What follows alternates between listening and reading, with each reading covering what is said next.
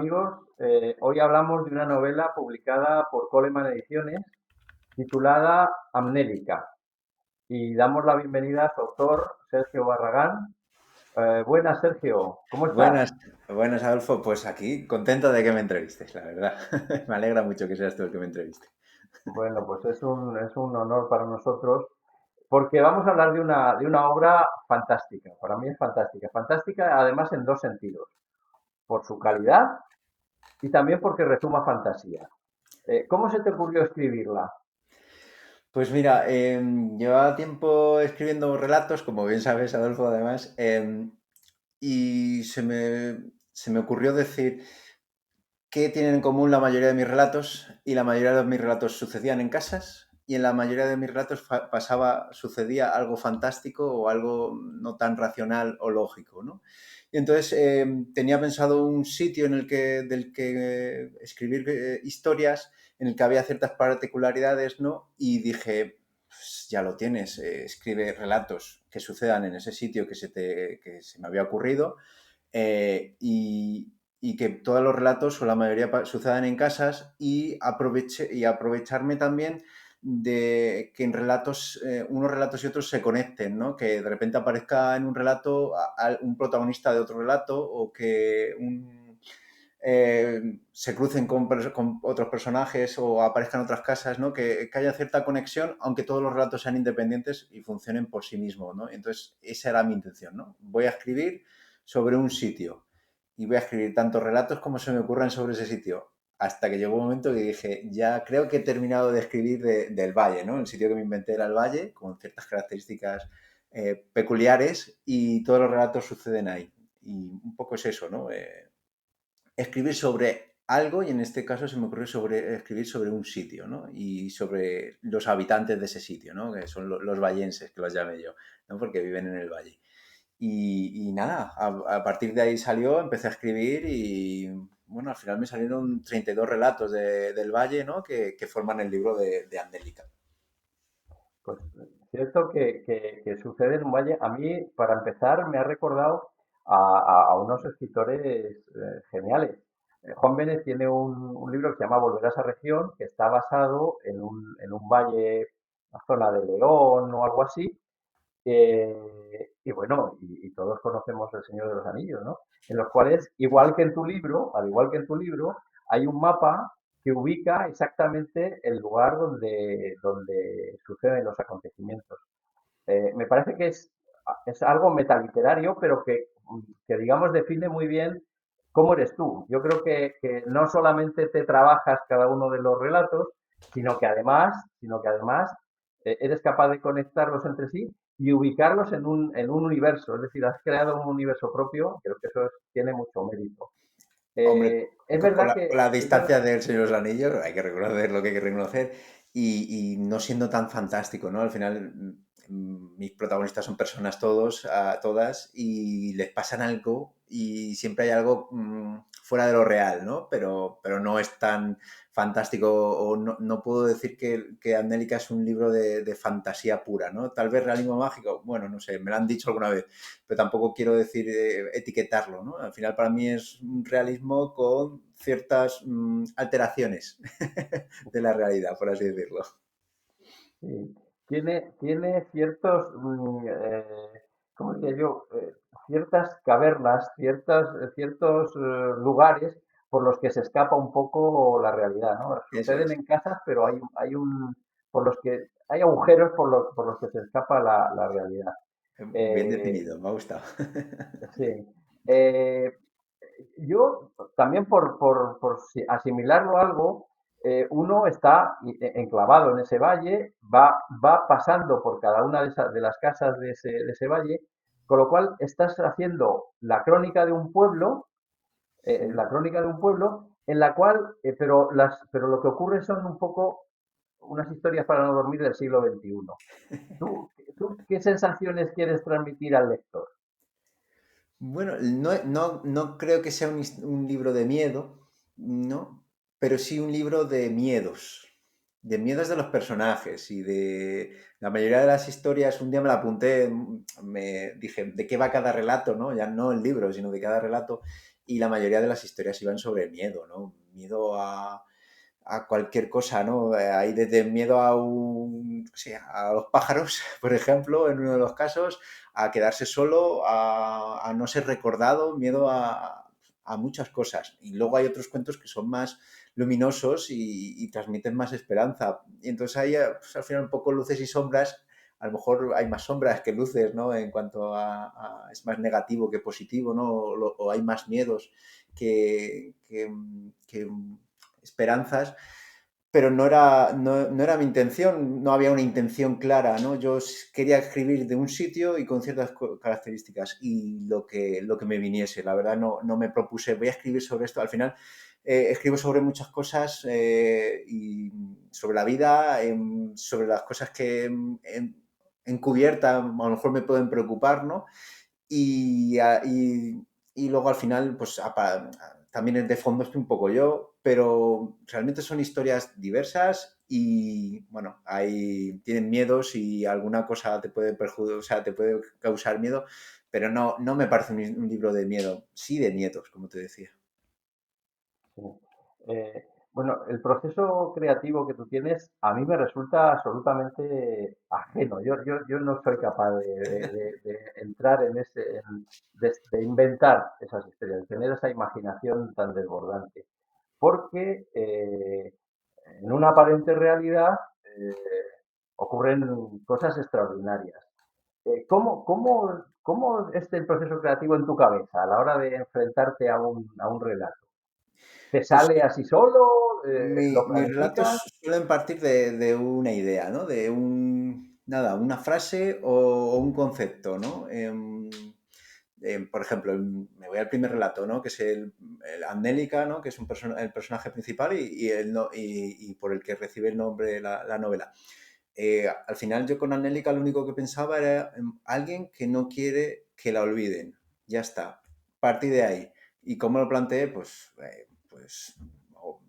de una forma un poco peculiar. Ahí sí es verdad que es, pero me sale intuitivamente. No sé hacerlo de forma clásica. Siempre intento, creo que una de las características mías es que intento innovarme y arriesgar constantemente, ¿no?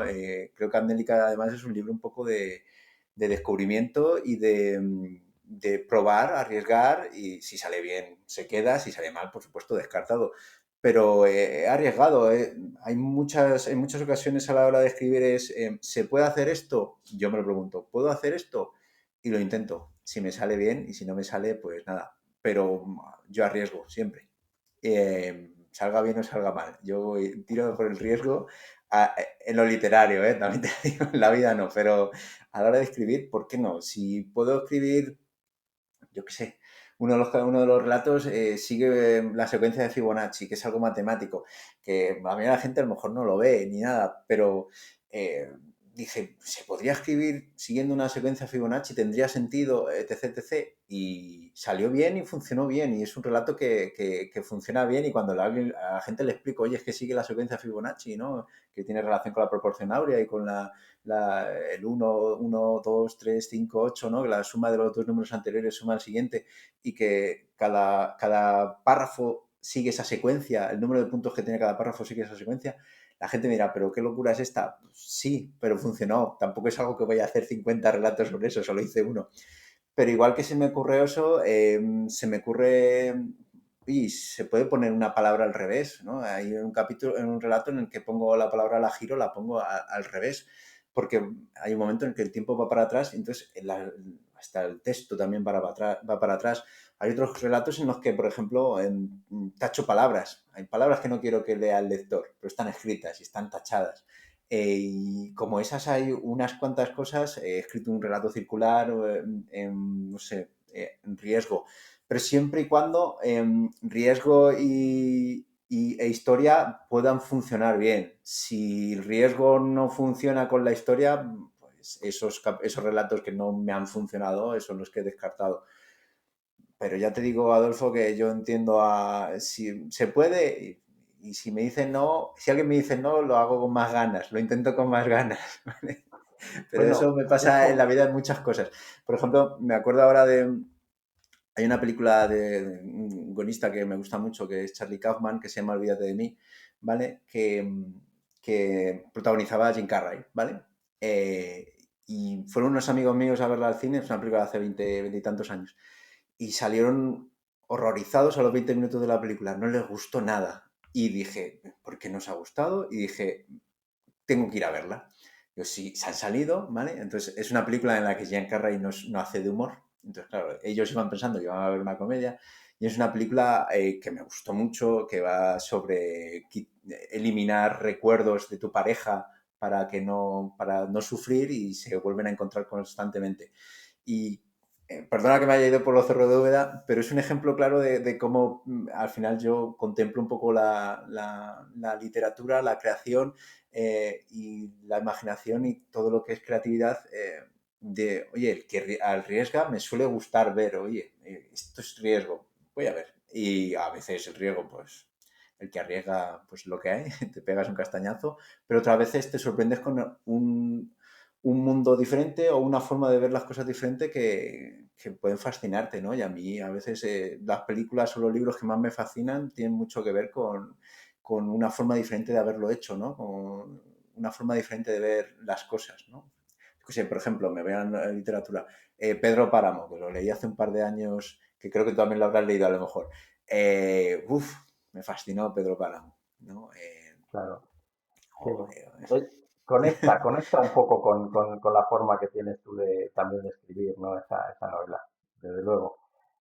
Oye, cuando has dicho lo de la secuencia de Fibonacci, automáticamente he pensado una cosa que siempre tengo en mente y casi me gustaría preguntar a todos los escritores, y es tu formación académica, intuyo que va por el camino de las ciencias, porque la secuencia de Fibonacci no se aprende en las carreras de letras.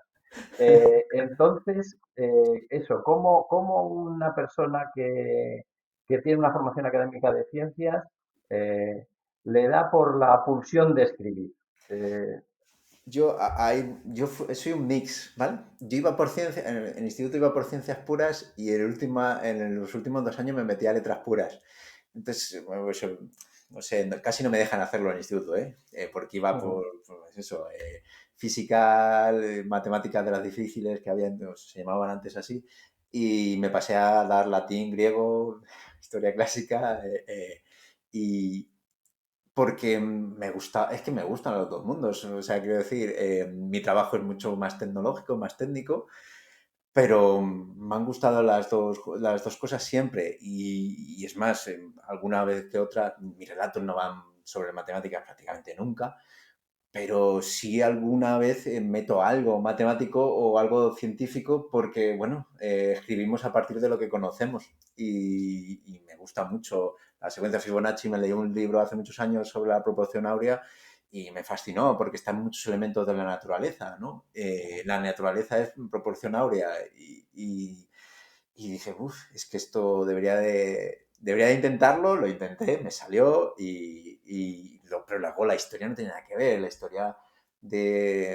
eh, el relato sobre la secuencia Fibonacci realmente va sobre un chico que todo lo que desea acaba en sus manos porque le va rodeando. Es como que se genera una especie de tornado a su alrededor, que si algo lo desea, se genera un tornado y acaba llegando a él, ¿no? Entonces, el relato no tiene nada que ver con la secuencia Fibonacci, pero sí su estructura.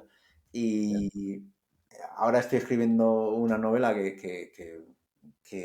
sí que hay un pequeño capítulo en el que hablo sobre algo matemático, pero lo hago como referencia, no como parte de la historia y es un detalle, no, un detalle muy pequeño de una novela por ahora que me está quedando muy larga, pero no sé, creo que si sigo escribiendo seguirán apareciendo curiosidades matemáticas o científicas o tecnológicas, no sé, es seguro.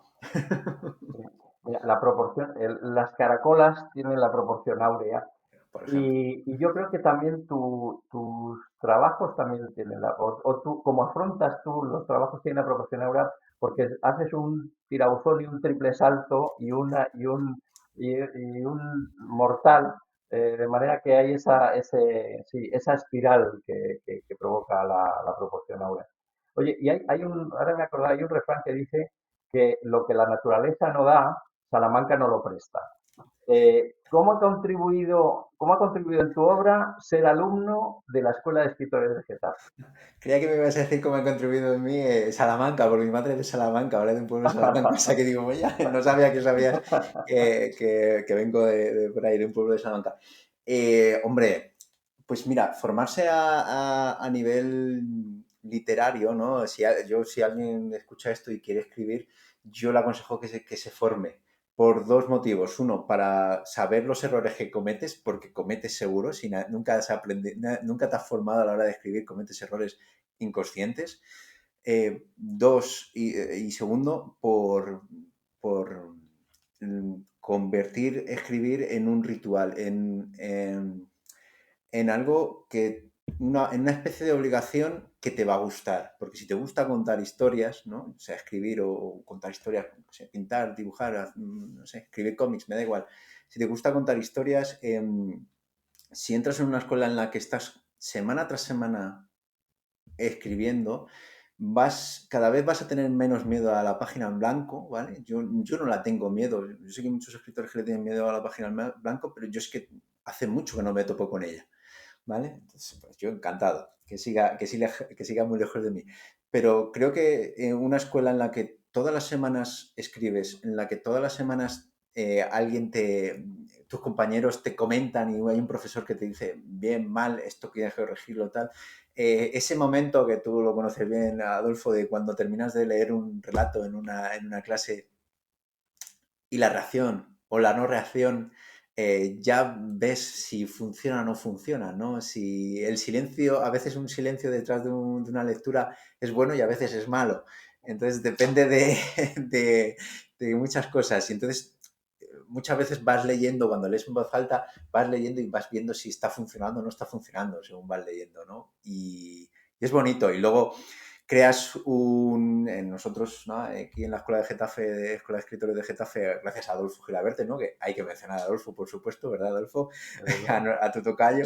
Genera una comunidad y una unión y unas amistades que sobre algo eh, y te conocen los demás personas te conocen por lo que escribes, ¿no? A partir de tu creatividad, que es algo también muy chulo y luego tienen muchas cosas en común, ¿no? Somos personas de diversas edades, de diversas procedencias, con historias muy diferentes que nos une la creatividad, yo creo, ¿no? Las ganas de contar cosas y eso es muy bonito. Entonces, yo a todo el que quiera contar algo, de verdad, que se una a una comunidad que cuente cosas y en las que se sienta cómodo, que la va a encontrar o cómoda. Y poder contar lo que quieres, es muy bonito, ¿no? El ser capaz de escribir o de lo que sea, de pintar algo que en tu cabeza estaba, transformar lo que hay en tu cabeza en una realidad, es una cosa muy chula. Sí, y luego adquirir la disciplina de tener que presentar un texto que hace que no solo que pierdas el miedo, sino también que cojas carrerilla para poder escribir. Coges músculo, te das Sí, cuenta de que eres capaz. Llevas tanto, sé, yo llevo 4 años escribiendo seguidos, prácticamente todas las semanas escribiendo durante los últimos 4 años, y a veces te sientas delante del ordenador y dices, uff, venga, a ver qué tengo que contar. Venga, pero yo cuando escribo las dos primeras frases ya es pim, pim, pim, pim, pim, pim, pim, y cuesta arrancar, pero más cuesta dejar de escribir cuando te has puesto, por lo menos a mí, ¿eh?